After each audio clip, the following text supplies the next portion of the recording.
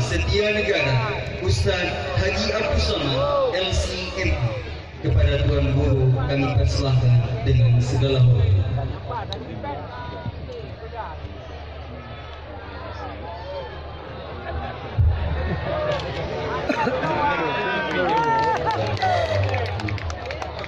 Assalamualaikum warahmatullahi wabarakatuh.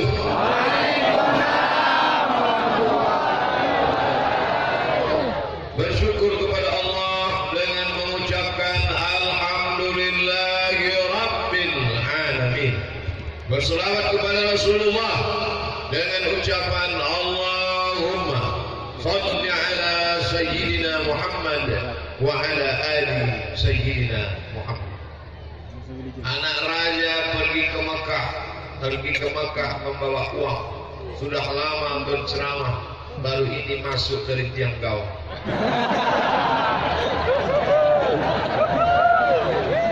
Begitu kami masuk tadi, apa kata Ustaz Fadil? Cool.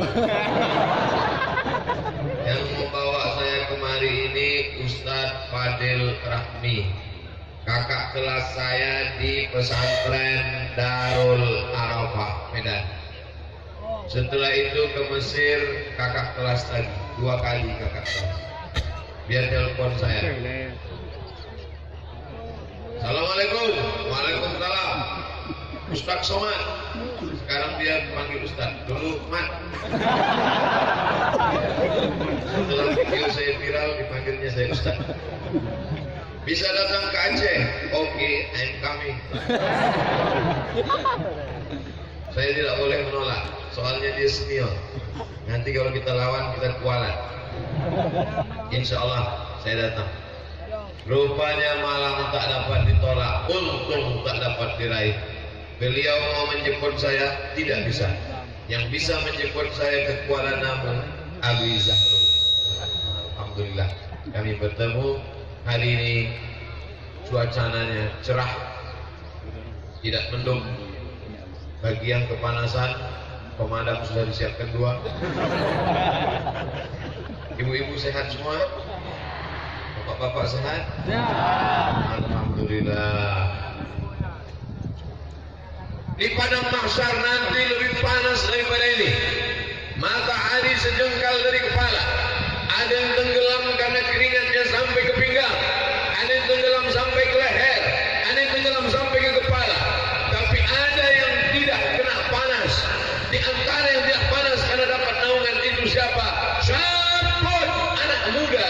Nasya'a fi ibadatillah, anak muda yang tumbuh dalam ibadah karena Allah. Kenapa yang disebut anak muda? Kenapa bukan orang tua? Karena kalau ada orang tua beribadah memang wajar, sudah diintai malaikat maut.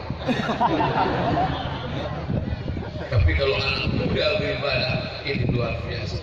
Makanya dibuatlah judul temanya Quran Pemuda. Kenapa disebut pemuda? Pertama, yang ceramah anak muda. Maksudnya kalau dibandingkan sama orang Joko. Yang kedua, yang hadir ini sebagian besar anak muda. Kita tes anak muda atau orang tua. Allah Akbar. Itu buktinya anak muda. Dari mana Ustaz tahu? Suaranya keras. Kalau orang tua, dia tak bisa bersuara gitu. Cobalah takbir di tempat majlis ibu-ibu wirid Yasin pada asar. Allah. Ini anak-anak muda ini luar biasa. Kalau beginilah anak-anak muda Islam pengajian, tentara Israel melihat itu kamera dari atas, tolong foto, ambil dari atas tinggi, ambil dari 4 sudut pojok, ambil semua, kirim ke tentara Israel. Insya Allah pakai pempes. Melihat tentara Islam dari Samalangan. Allahu Akbar. Nah, maka ini mesti kita jaga peran pemuda dalam menghadapi era globalisasi. Peran saya paham, pemuda saya paham, Islam saya paham, dalam saya paham, ini dalam duluan. Menghadapi saya paham, era maksudnya zaman. Globalisasi ini yang saya agak kurang paham. Globalisasi ini maksudnya zaman canggih. Apa beda zaman kita dengan zaman bapak kita, dengan zaman kakek kakek datuk kita dengan zaman cucu kita. Sama saja. Contoh mabuk. Orang dulu sama-sama orang sekarang mabuknya sama saja. Sama-sama mabuk. Bedanya alat untuk dia mabuk. Orang zaman dulu tradisional. Pergi ke pohon kolang kaling.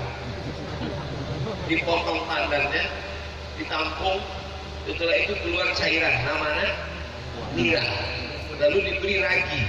Setelah sekian hari fermentasi berbuih, habis itu diminum. Itulah mabuk yang paling gak enak. Diminum hari ini, mabuknya besok pahit, kering di tenggorokan. Ustaz pernah nyoba juga cerita orang, namanya mabuk tradisional. Zaman sekarang mabuk super canggih, bakar, pakai lilin, masukkan ke botol, tarik. Pernah juga Ustaz nonton sinetron. Jadi namanya zaman dulu sama zaman sekarang sama. Dulu orang mabuk paling kuat, agak keren sedikit, ampun. Naik di atas itu asoka, naik lagi bir, mix, Carlsberg, vodka, Budweiser. Apa juga Ustaz? Canggih. Yang mau mabuk nggak ada duit, ambil kopi, tuang spiritus, minum. Alhamdulillah, begitu diminum langsung ke alam barzah. Apa yang dimuliakan Allah Subhanahu Wa Taala. Yang mau coba-coba mabuk, pergi ke toko bangunan, cari apa deh? Lem kambing. Alhamdulillah, saya Pak Ustadz pedagang kerikil, batu bata, semen, semua alat bangunan. Tapi kalau ada anak-anak beli lem kambing, tidak kami jual. Kami tidak cari untung kalau merusak anak-anak. Kalau mau beli lem kambing harus ada surat pengantar dari Pak Camat Samalan. Tapi kalau nenek-nenek yang beli boleh. Akhirnya nenek-nenek banyak beli, disuruh sama anak-anak. Nenek-nenek klaim juga. Nah, alhamdulillah. Inilah yang paling mengerikan zaman sekarang yang disebut dengan narkoba. Ini kecanggihan yang luar biasa. 1,6 ton ditemukan. Bukan di Aceh, bukan di Medan, di kampung halaman saya, Riau, Kepulauan Riau, yang tertangkap 1,6 ton. Bayangkan itu kalau dihirup bersama-sama. 6 tahun mabuk ya. Alhamdulillah, alhamdulillah saya dibawa oleh BNN, Badan Narkotika Nasional. Ustaz Somad, dokter, polisi. Yang pertama ngomong polisi. Ustaz, izinkan saya ngomong. Silakan Pak Polisi. Saya nggak berani ngelawan, dia pakai pistol. Pak Polisi pertama ngomong. Saudara-saudara sekalian, kami yang memakai ini yang kena undang-undang manusia penjara, sampai tembak.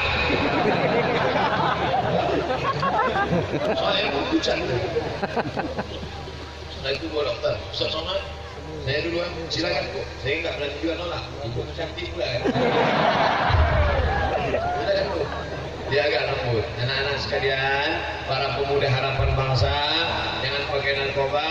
Nanti kalau kita pakai tiba-tiba ini gila. Nanti kalau dipakai otak kita error. Nanti kalau kita itu bodoh gila error, bodoh gila error. Macam juga itu. Habis itu kata Pak Polisi sama Ibu Dokter, silakan Ustaz Somad. Mungkin mereka menyangka nanti kalau Ustaz yang ceramah, marilah kita sabar. Kalau anak kita pakai narkoba, sabar. Suami kita pakai, sabar. Dia salah undang, dia sangka Ustaz sabar. Siapa yang pakai maka pancung kepalanya. Siapa yang pakai neraka jahanam tempatnya. Siapa yang pakai tembak gimana? Sadis pula Ustaz. Kenapa Ustaz ngomong pancung?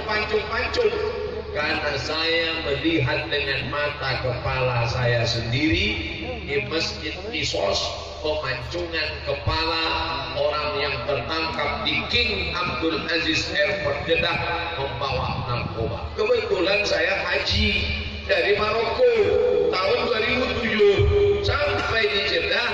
HP Maroko nomor kartu nggak bisa dipakai. Pagi-pagi pergilah ke Kornes mau cari nomor.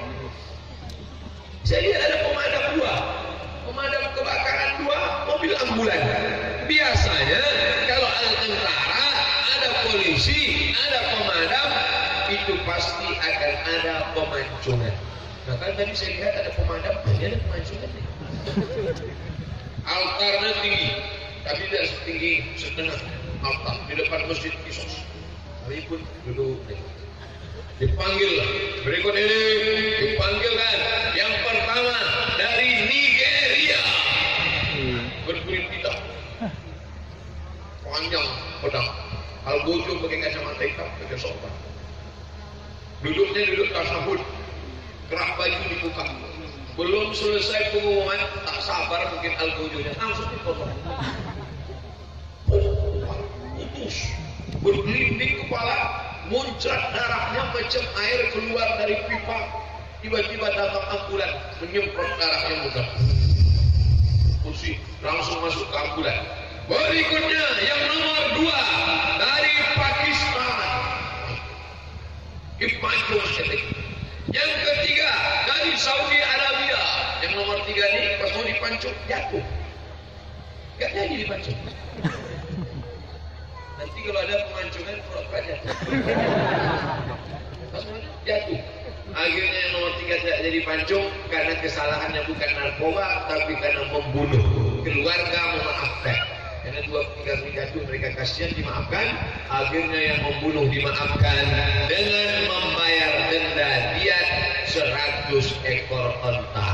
1 onta 35 juta kali 100 3,5 miliar. Makanya kalau ada punya uang 3,5 miliar, nah bunuhlah orang. Kau jangan macam-macam, bunuh kau nanti. Kau bayar 3,5 M. Sampai yang dimuliakan Allah SWT. Selesai acara pemancongan 2, yang satu nggak jadi dipancung, saya pun pulang naik taksi ke hotel. Sampai di taksi, supirnya orang Yaman. Assalamualaikum. Waalaikumsalam. Ini tinggal di Yaman. Entah kamu dari mana? Indonesia. Saya mau ngaku Korea, tak jadi. Ini dari mana? Indonesia. Saya, kamu nengok apa? Saya bilang aku nengok pancung tadi. Ya heran, kurus berani nengok pancung. Anak sakit ini asal sini masuk. Saya tinggal di sini 10 tahun tidak pernah berani nengok pancung sama sekali. Kamu kok berani kata dia? Saya bilang saya pun nyesal nengok. Setelah menengok pancung kepala itu 2 hari saya tak lalu makan. Walau muntah. Sekarang belum selesai. Bapak Ibu yang dimuliakan Allah, ternyata hukuman pancung memberikan efek yang luar biasa.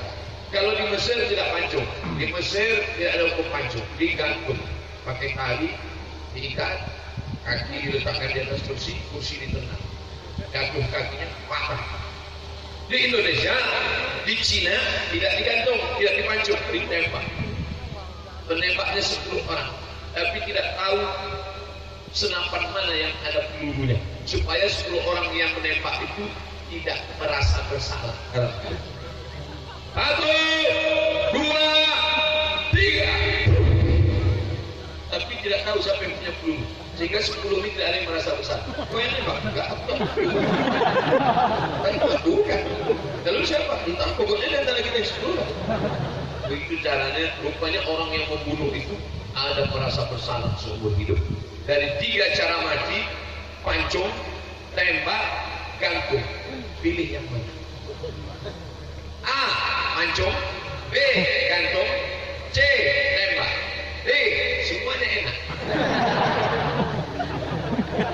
Ternyata setelah diteliti oleh pakar kematian, di antara 3 cara yang mati ini, yang paling menyakitkan gantung.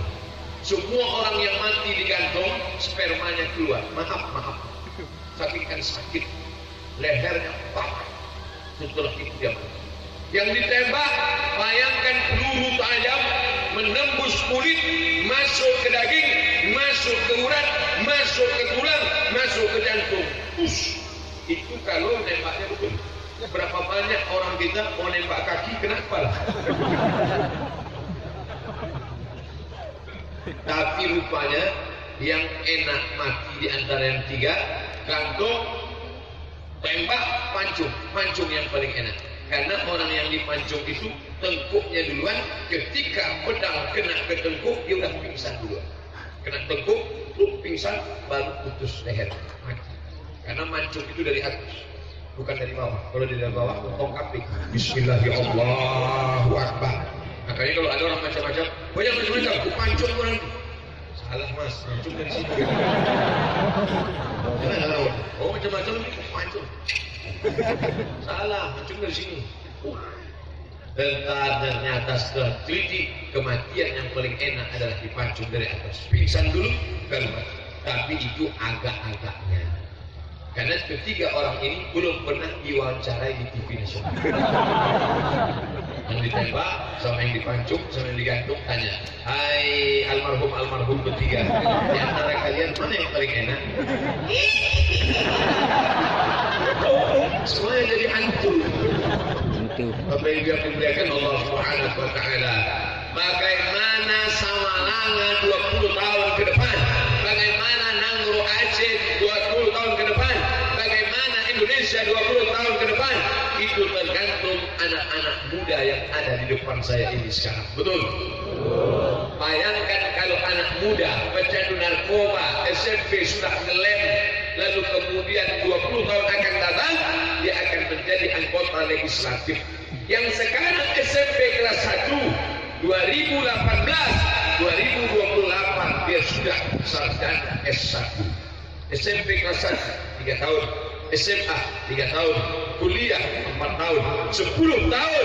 Sekarang SMP kelas 1 2018 2028 dia sudah menjadi anggota legislatif, lulus S1, mencalonkan diri, menang, dan dia langsung menjadi ketua sidang paripurna.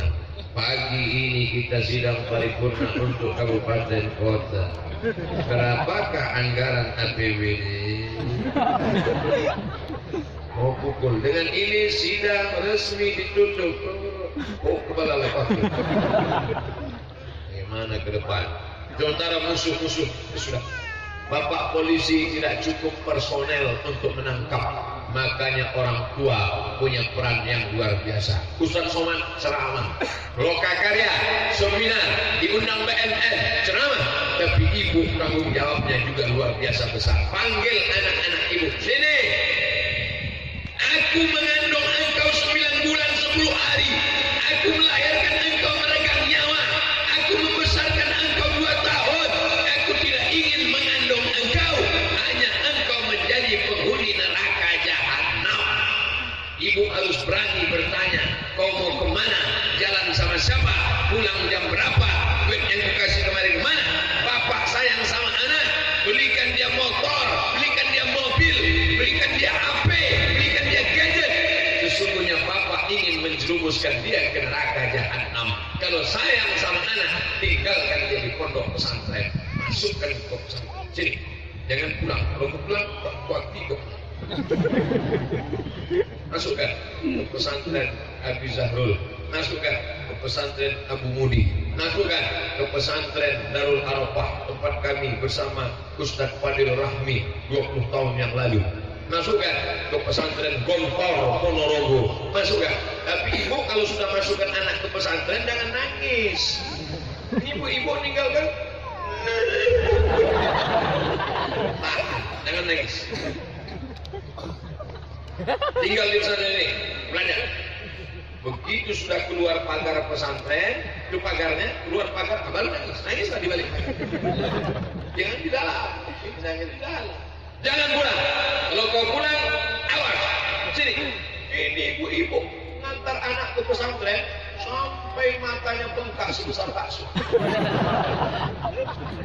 Istri saya Pak Ustaz, waktu meninggalkan anak di pesantren nangis sampai bengkak. Akhirnya saya panggil, sini, mama jangan nangis. Lebih baik nangis sekarang karena anak kita di pesantren daripada nangis 20 tahun lagi karena dia pecandu narkoba, karena dia pengedar. Lebih baik nangis sekarang. Alhamdulillah Pak Ustaz, istri saya berhenti nangis. Setelah 2 hari, saya pula yang nangis.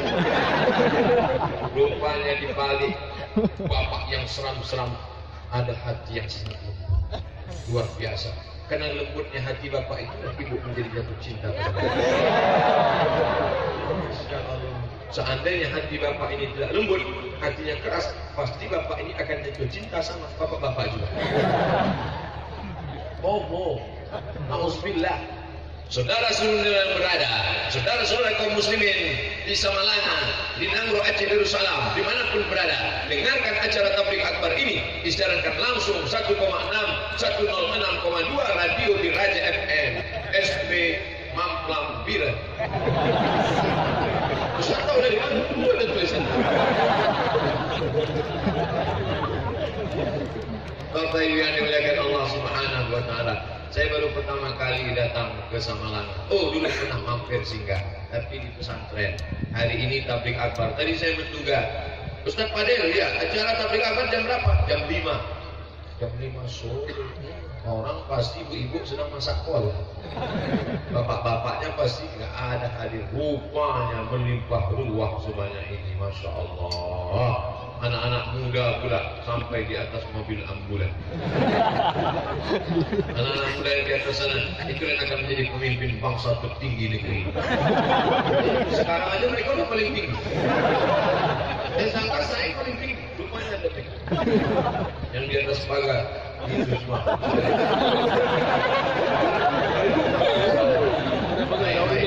Kita, sahabat-sahabat kita, ibu-ibu kita, tapi acara ini tetap dijaga semangat keislamannya. Laki-laki finish, perempuan sih. Di mana-mana saya kalau pengajian yang paling banyak perempuan, tapi di Samalanga banyak laki-laki. Ini menutup pintu untuk poligami. Bapak Ibu yang dimuliakan Allah Subhanahu wa taala. Jadi yang pertama yang merusak ini narkoba. Pas saya sedang pengajian, selesai acara pengajian, biasanya saya ada tanya jawab. Ada pertanyaan dari jamaah? Tidak ada Pak Ustaz. Oke.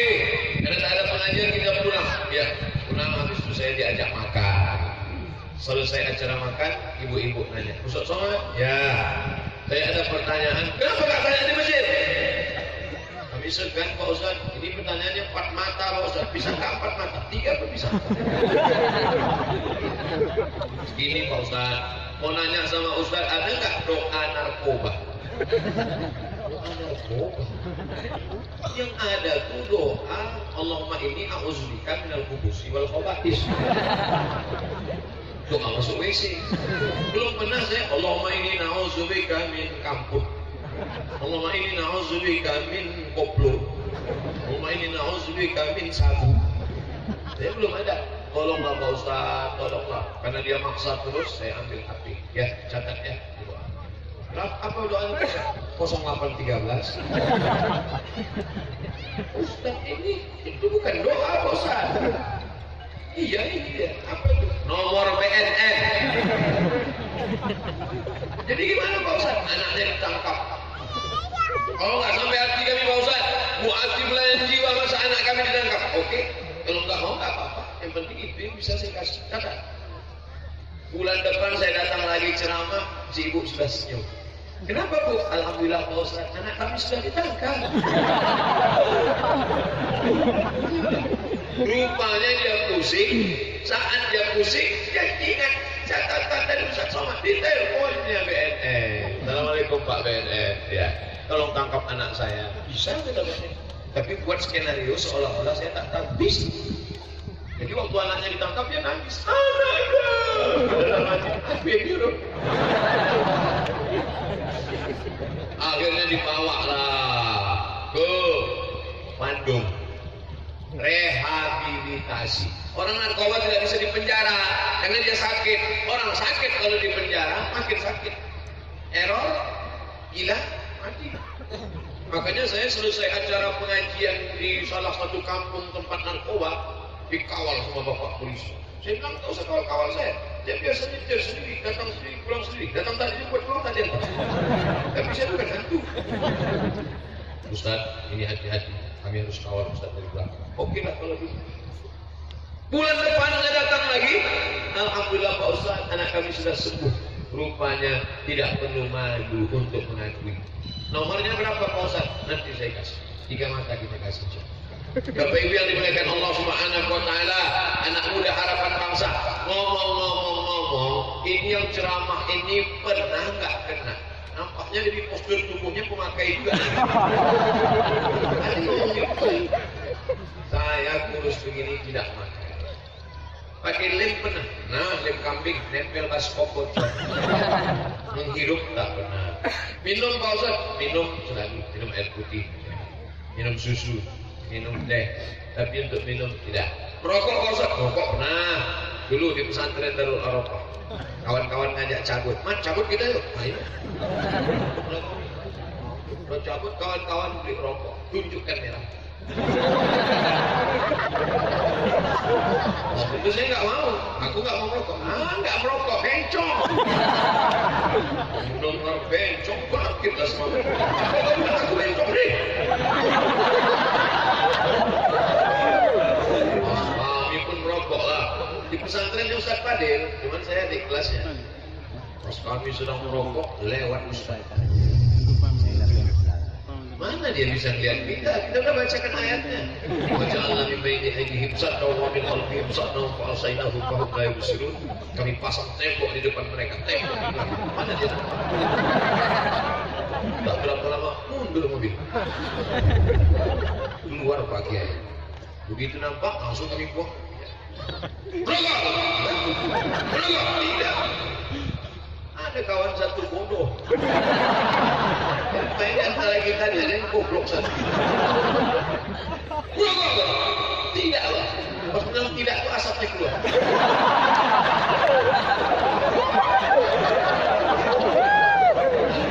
Jadi pernah juga nakal dulu, cuma nggak terlalu kaji.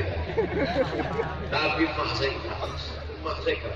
Lari saya dari pesantren, tangkap. Kau kalau sekolah aku akui anak. Kalau tidak, tak aku akui anak. Oh, mau tak mau kita sekolah. Akhirnya saya takut sekolah. Tamat saya sekolah, dikirimnya ke Kairo. 4 tahun di Kairo, tidak pernah dia nelpon sekalipun bilang sayang. Nah, aku sayang. Pekak nih ya saya ini. Sampai terpikir di otak saya, aku ini jangan-jangan anak angkat. Saya naik beradik tak banyak, 2 orang cuma. Saya anak pertama, adik saya nomor kedua. Laki-laki dua-duanya, tak ada anak perempuan. Seandainya saya adik beradik 10 orang, dicampakkannya 1, mati 1 tak apa-apa kan? Ini anak pertama, paling kesayangan lagi. Bapak Ibu kalau punya anak yang pertama itu yang paling kita sayang kan? Habis tumpah sayang kita anak pertama, baru datang anak kedua. Ustaz tahu anak kedua? Tak tahu, karena anak saya cuma 1. Sampai terlintas di pikiran saya, setelah saya pulang, menikah, punya anak, baru saya tahu sayangnya punya anak. Saya tanya emak saya, "Mak, aku ini anak kandung apa anak angkat?" Anak kandung! Kalau anak kandung, kenapa mak biarkan aku sampai 4 tahun di Maroko, tak pernah suruh pulang, tak pernah sayang, tak pernah balik. Kalau ku telepon kau sayang, ku suruh pulang, kau balik, kau jadi hantu. Nah, kau biarkan kau sayang. Selesai S1, lanjut lagi S2 ke Maroko. Selesai S2 mau lanjut saya S3, baru disuruhnya pulang. Pulang anak. Dah lama betul kau dah sana.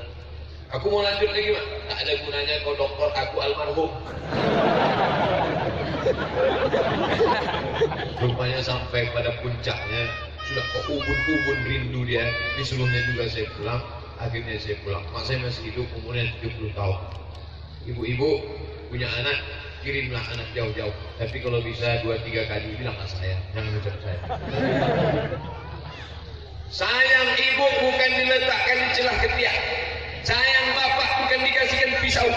Anak umur 5 tahun minta pisau, kasih pisau dipotongnya urat nadi, mati dia. Sayang kepada anak, sayang anak pukul-pukulkan, sayang anak tinggal-tinggalkan, sayang anak jauh-jauhkan. Pukul-pukulkan bukan berarti pukul sampai dia mati. Bukan dikentik, kekerasan rumah tangkap Pak Polisi. Sayang artinya masukkan dia ke pondok pesantren. Bagi yang sudah mendaftarkan anak ke pesantren, alhamdulillah. Bagi yang belum mendaftarkan, segera daftarkan anak Anda ke pondok pesantren sebelum tanggal penutupan berikut. Kalau anaknya tinggal di pesantren, insya Allah selamat. Mudah-mudahan selamat anak-anak kita, insya Allah. Amin. Tadi saya mulai ceramah jam 5:30. Pas jam 6, 30 menit satu pembahasan tentang narkoba. Masuk pembahasan yang kedua. Pembahasan Ustaz sampai ke berapa? Pokoknya saya tengok dari tadi saya ingat kalau ada jamaah menguap 2 orang saya berhenti.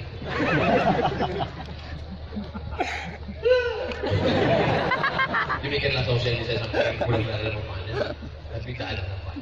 Tapi nanti kalau sampai 3 kali saya ceramah tidak ada yang menguap, saya sendiri menguap.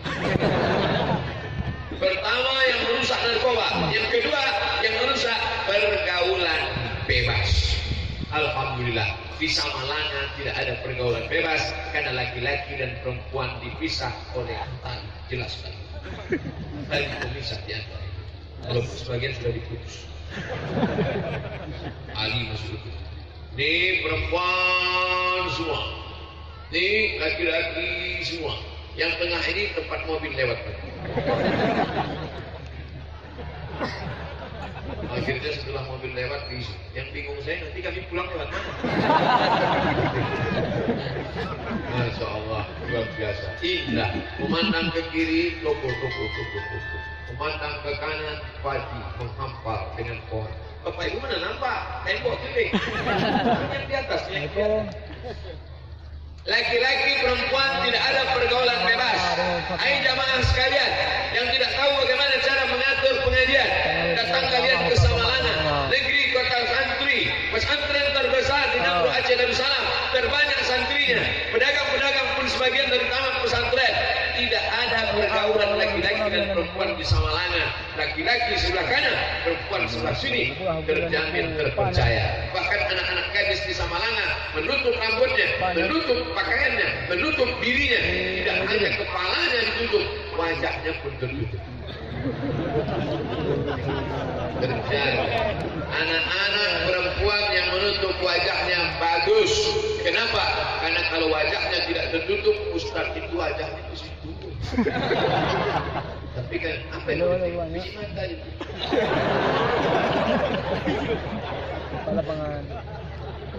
Mahasiswi saya di lokal pakai cadar. Saya senang mahasiswi pakai cadar. Kenapa? Karena kalau tidak pakai cadar banyak dosen yang tidak fokus. Menulis sampai ke bawah. Pak, wet sudah habis tuh ya. Bagus. Ada perempuan saking cantiknya, kalau dia minum nampak bubui Coca-Cola. Maka kalau dia pakai, andai tidak dia pakai penutup wajah, itu banyak supir angkot nabrak yang besar. Satu aku mau ke masjid masuk paret. Tapi kalau dia tutup, tengoklah, bagus. Yang sudah menutup pakai cadar, mantap. Jangan diejek, jangan ejek yang pakai cadar. Ini banyak laki-laki yang ejek pakai cadar. Tengok pun cadar, hai, ninja. Kenapa melihat perempuan yang bercadar kau ejek? Kenapa kalau ada perempuan bercadar kau marah? Kenapa kalau ada perempuan bercadar kau risau? Tapi kalau ada yang bercelana pendek kau diam. Kenapa kalau ada yang bercadar kau tuduh? Tidak. Tapi melihat orang yang pakai celana jin, kau diam. Jelas-jelas yang dipakainya celana jin. Tentu bajunya lucu. Kenapa kau diam? Kenapa melihat perempuan yang bercadar kau hina? Kenapa kalau perempuan yang pakai rok pendek kau diam? Berarti otakmu berkudis. Alhamdulillah di Samalanga seandainya perempuan yang bercadar ini diejek, pasti mereka sudah lama membuka cadar. Tapi karena keimanan yang luar biasa. Ya Asma, hai Asma, innal mar'ata, sesungguhnya perempuan bila bagalatil mahid, kalau sudah sampai usia haid, la yahsullah an yura min hata, oleh nampak dari badannya illa haza wahad, wajah dan tapak tangan. Maka ada yang membuka wajahnya enggak apa-apa. Ibu yang membuka wajahnya enggak apa-apa. Yang membuka tapak tangan enggak apa-apa. Tapi ada yang menutup tangannya, menutup wajahnya, bagus. Jangan kelahi gara-gara ini. Kalau yang menutup wajah dengan yang enggak menutup wajah kelahi, yang ketawa, yang enggak pakai celana. Yang menutup wajah biarkan, yang membuka wajah biarkan, tapi yang membuka rambut kepala jangan sampai. Ini masih ada perempuan membuka kepala. Ini enggak ada, tutup itu ada. Oh, laki-laki.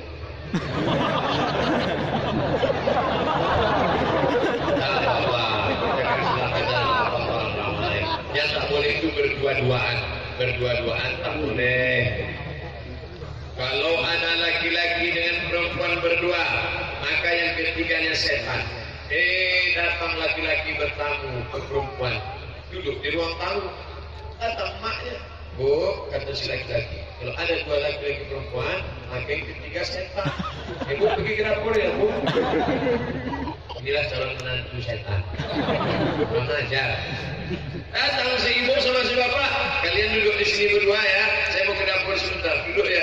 Orang tua yang membiarkan anak laki-lakinya dengan perempuan, perempuan anaknya dengan laki-laki tak mahram, berduaan di ruang tamu.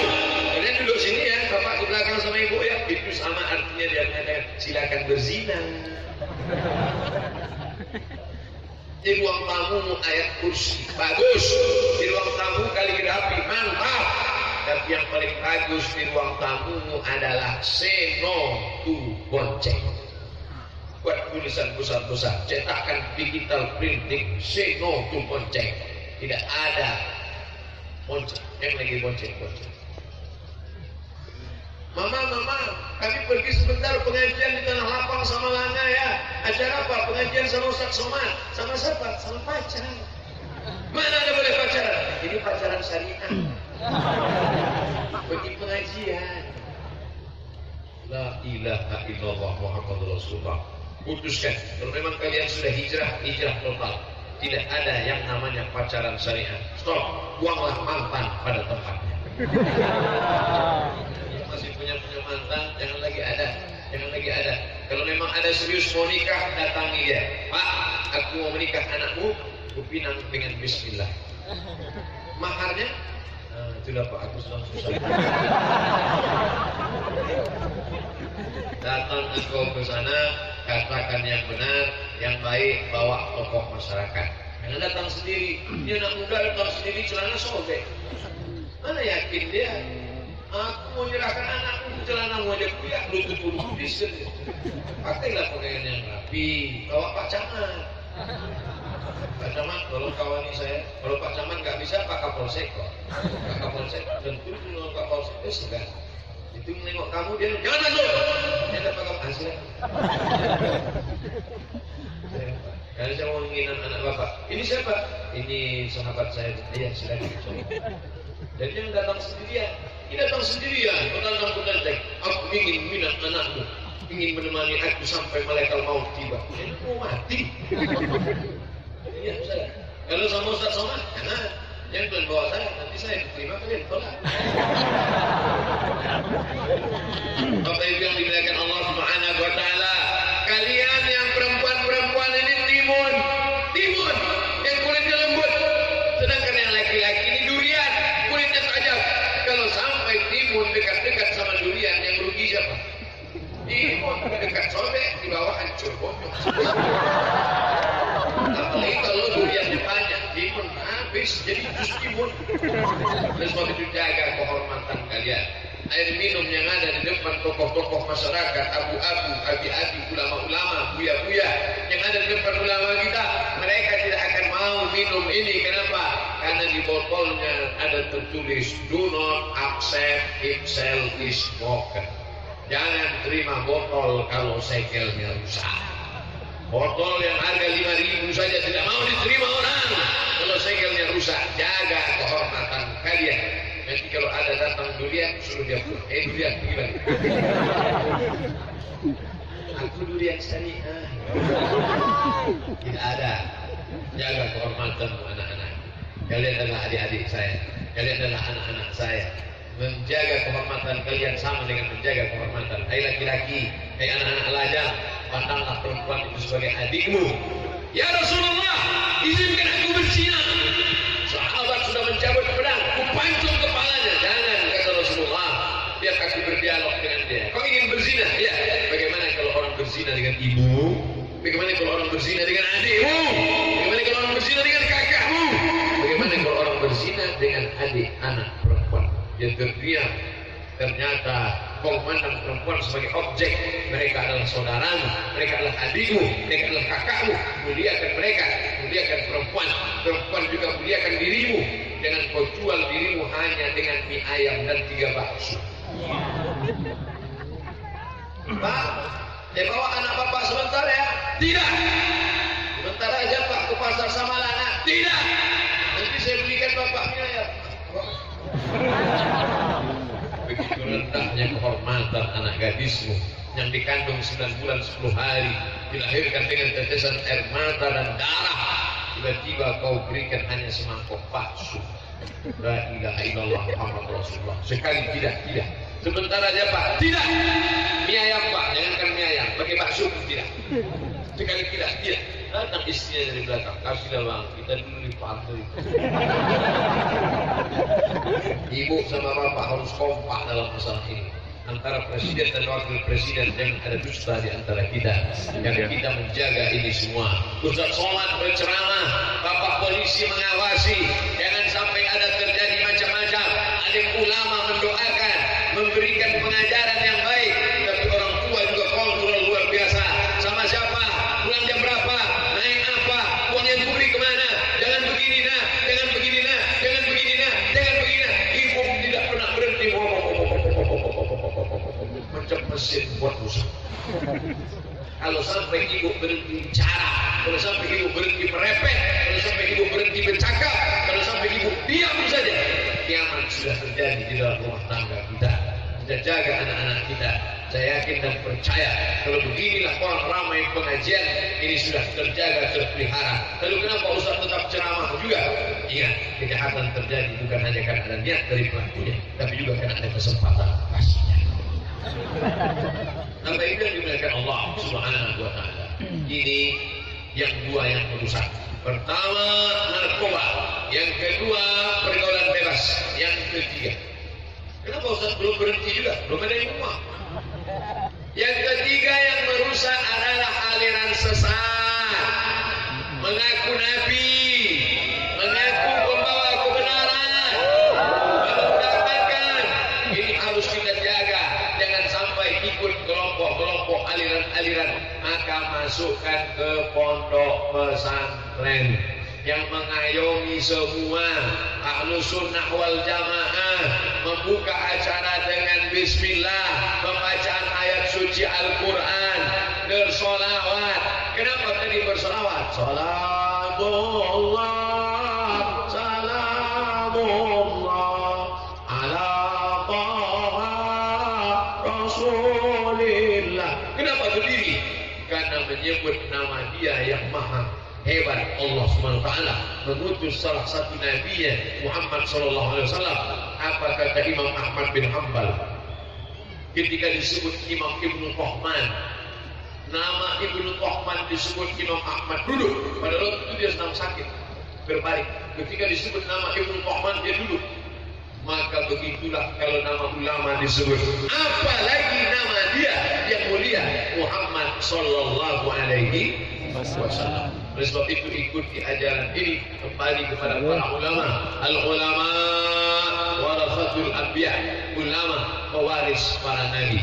Selama mereka ini masih Ahlussunnah wal Jamaah, kiblatnya satu, nabinya satu, salatnya satu, ibadahnya satu, imamnya satu, maka kita tetap menjaga persaudaraan, ukhuwah Islamiyah. Saya tidak pernah dipermasalahkan masyarakat Aceh. Orang Aceh tak pernah nanya saya, kau dari mana Abdul Somad? Kau dari Medan apa dari Riau? Sukumu apa Abdul Somad? Tidak pernah satupun orang Aceh mempermasalahkan saya.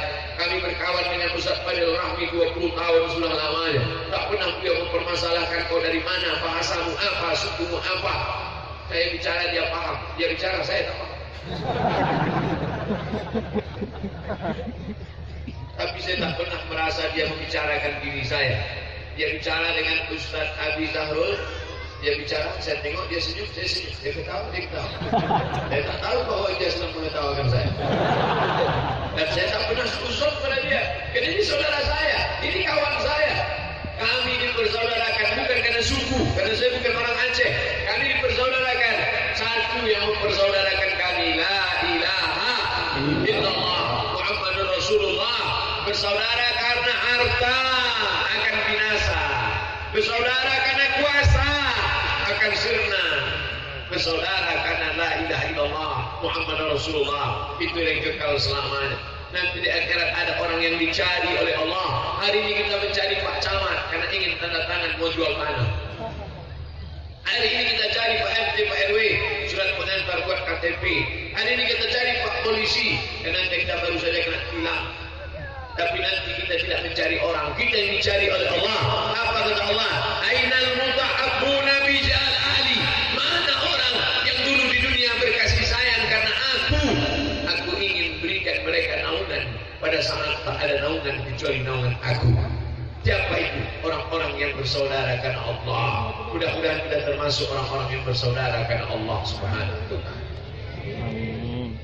Kenapa kau menyambut Ustaz Somad? Aku sambut dia karena videonya viral. Nanti kalau tak viral lagi, kenapa kau sambut Ustaz Somad? Aku sambut Ustaz Somad karena dia ganteng. Kalau dia tak ganteng, kenapa kau sambut Ustaz Somad? Aku sambut Ustaz Somad karena dia putih. Kalau dia hitam, jamaah tidak menyambut saya karena saya tegap.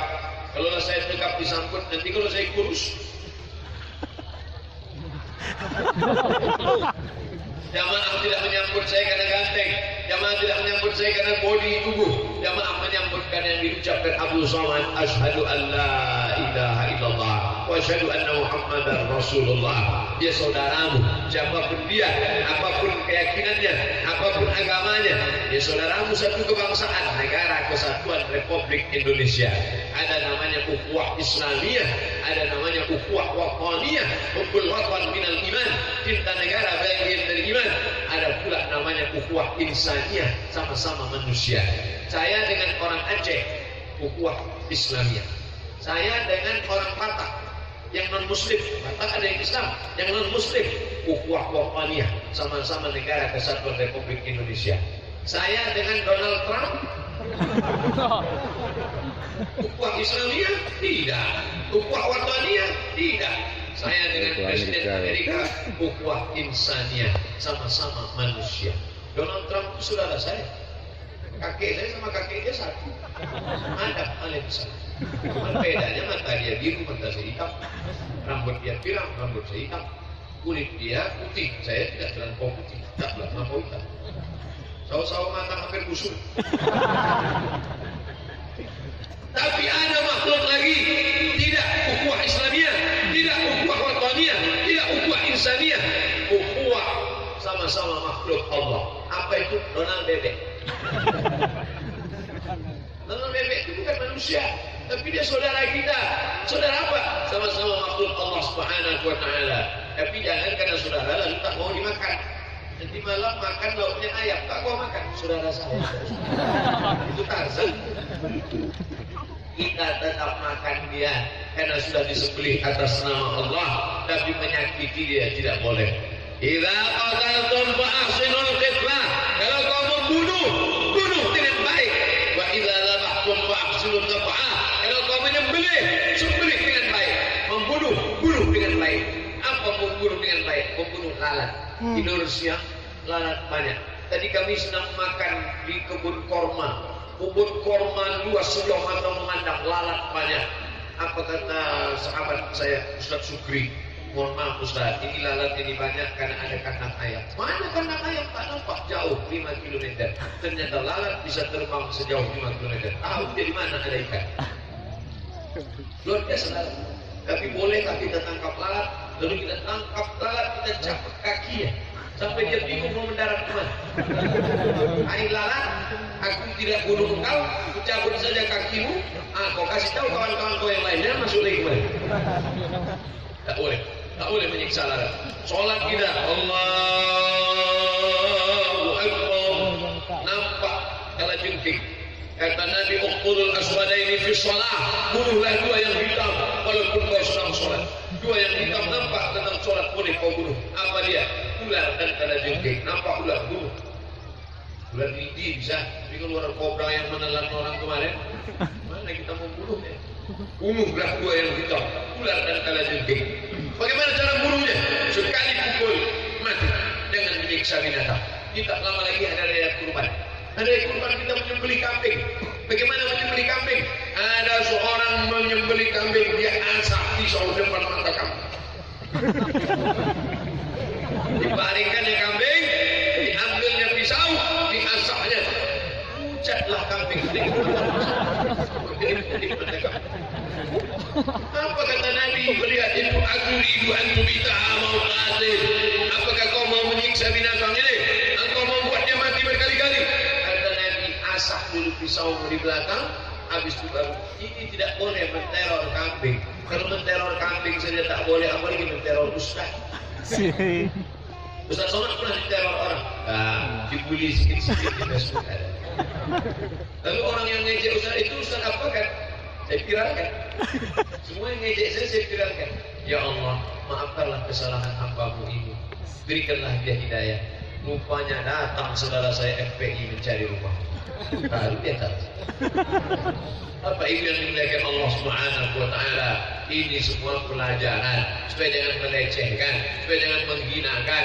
Ini semua akan dituntut di hadapan Allah Subhanahu wa taala. Ini halal bihalal acaranya, tabligh akbar dan halal bihalal.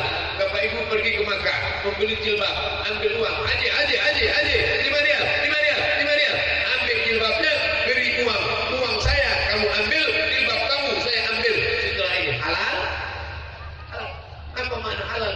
Uang saya kamu ambil, jilbab kamu saya ambil. Setelah ini kita tidak ada sangkut paut lagi. Halal bihalal. Begitu juga dengan saya di Samalangan. Kalau selama ini kata-kata saya menyinggung perasaan, tidak berkenan di hati, merusak hubungan kita, saya tanyakan dengan lubuk hati yang paling dalam. Bapak Ibu Saudara sekalian, hadirin hadirat muslimin muslimat, maukah memaafkan segala kesilapan Ustaz Abdul Somad? Selesai acara. Inti dari halal ke halal kan minta maaf. Mohon maaf, banyak silap, banyak salah. Makanya Bapak Ibu yang belum minta maaf juga sampai hari ini minta maaf. Mestinya saya minta maaf satu-satu. Tapi karena keterbatasan waktu, ini kalau saya minta maaf sekarang, azan subuh harus selesai. Minta maafnya tak berapa lama, maaf fotonya yang lama. Tapi ada cara yang paling bagus, undang orang ramai-ramai. Besok pagi undang jamaah ramai-ramai, kasih makan. Habis makan kasih minum, habis minum makan buah, habis itu makan dessert manis-manisan, habis itu kata sambutan dari Sohibul Baik. Bapak Ibu Saudara sekalian, tetangga kerabat sahabat ahli tolong, mau kamu maafkan silap saya? Tentu mereka sudah kenyang. Selesai.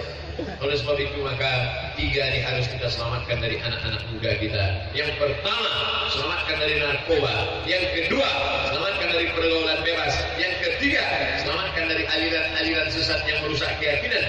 Kalau sudah selamat dari yang 3 ini, maka barulah kita bisa mewujudkan peran pemuda Islam dalam menghadapi era globalisasi. Akan naik pemimpin-pemimpin, calon legislatif, jangan sampai tidak mencoblos. Kenali orangnya, kenali baik-baik. Bukan pecandu narkoba, bukan perusak agama, bukan pengadu domba. Orangnya baik, benar akidahnya, benar ibadahnya. Pilihlah dia. Dia saudara kita, dia sahabat kita, akan menolong kita, menyalurkan aspirasi kita, sehingga negeri Samalangan, Nanggung Aceh Darussalam, Republik Indonesia menjadi baldatun thayyibatun wa rabbun ghafur. Amin. Ya rabbal alamin. Dan kita cukup hanya tausiah, mesti ada usaha, ditutup dengan doa. Ala hazihin niyah, untuk niat yang baik, wa kulli niyatin shalihah, semua yang baik-baik. Saya mulai ceramah tadi jam 5:30, sekarang jam 6:30, 60 menit kurang lebih. Mudah-mudahan bermanfaat. Nanti kalau ada yang bertanya, apa acara di Tanah Lapang tadi? Tabligh akbar halal bihalal. Siapa penceramahnya? Ustaz Somad. Berapa lama dia ceramah? 60 menit. Apa yang disampaikannya? Ada 3 yang merusak anak muda. Apa yang 3 itu? Agar kita ingat karena mau sifat Tuhan. Alhamdulillah, untuk niat yang baik ini. Al-Fatihah. A'udzu billahi minasy syaithanir rajim. Bismillahirrahmanirrahim. Alhamdulillahi rabbil alamin. Ar-Rahmanir Rahim. Keselamatan fil din. Selamatkan kami dalam akidah anak-anak kami ya Allah. Mu'afiyatan fil jasad, sehatkan badan kami ya Allah. Wa ziyadatan fil ilmi, tambahkan ilmu kami supaya benar ibadah kami. Wa barakatan fil rizqi, berkahi rezeki kami. Wa taubatan qabla al-maut, beri kami taubat sebelum mati. Wa rahmatan indal maut, berikan rahmat ketika mati. Wa maghfiratan ba'da al-maut, berikan ampunan sesudah mati. Allahumma hawwin alaina fi sakaratil maut, ringankan kami waktu sakaratul maut. Wa najata minan nar, selamatkan dari api neraka. Wal afwa indal hisab, maafkan ketika segala amal kami dihisab. Allahumma ja'al hadha baladan aminan mutma'innah ya'tiha rizquha min kulli makan. Jadikan Samalana negeri yang aman, tentram, terbuka pintu rezeki dari segala penjuru ya Allah. Allahumma in kana rizquna fis sama' fa'anzilhu. Kalau rezeki kami masih tergantung di langit, turunkan ke Samalana ya Allah. Wa in kana fil ardi fa'akhrijhu. Kalau masih tertanam di dalam tanah, keluarkan dalam bentuk tanam tanaman yang menghasilkan buah-buahan yang subur, yang segar untuk kami ya Allah. Wa in kana ba'idan fayassirhu. Kalau rezeki kami masih jauh, dekatkan ke Samalana ya Allah. Wa in kana ma'siran fayassirhu. Kalau masih sulit, masih susah, mudahkanlah ya Allah. Allahumma aslih sababal muslimin, perbaiki pemuda-pemuda kaum muslimin. Allahumma dafa'na al-ghala wal waba wal fahsya wal riba wal zina wal munkar. Selamatkan anak muda kami dari zina, dari narkoba, dari LGBT, dari perbuatan keji dan munkar. Selamatkan semuanya dari segala yang merusak ya Allah. Rabbana ighfir lana dzunubana, ampunkan dosa kami, wa liwalidayna, kedua orang tua kami, wa limasyayikhina, pada guru-guru, abi kami, buya kami, ulama kami, wa liman sabaqana, yang sudah mendahului kami, wa liman hadarana, semua yang hadir ini pulang dalam keadaan bersih dari dosa-dosanya ya Allah. La tada'lana dzamban illa ghafarta wa la dainan illa qadaita. Saudara kami yang masih terlilit hutang, lepaskan dari riba ya Allah. Wa la raghiban illa anjauta, yang ingin punya anak, berikan anak yang saleh dan salihah. Wa la aziban illa zawajta, yang lajang, yang gadis yang belum menikah, mudahkan jodoh pertemuannya ya Allah. Wa la maridan illa syafaitah, yang sakit angkat penyakitnya, sembuhkan ya Allah. Wa la mayyitan illa rahimtah, yang meninggal dunia curahkan rahmat, ampunan, kasih sayangmu ya Allah. Allahumma ja'al quburahum rawdatan min riyadil jinan, jadikan kubur mereka salah satu dari taman surgamu.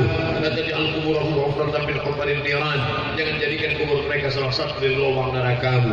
Rabbana atina fid dunya hasanah wa fil akhirati hasanah wa qina adzabannar. Sallallahu ala sayyidina wa maulana Muhammad wa ala alihi wa sahbihi wasallam. Walhamdulillahi rabbil alamin. Taqabbalallahu minkum minna wa minkum taqabbal ya karim. Terima kasih segala perhatian. Mohon maaf segala kesilapan. Minal aidin wal faizin. Taqabbalallahu minna wa minkum taqabbal ya karim. Wassalamu alaikum warahmatullahi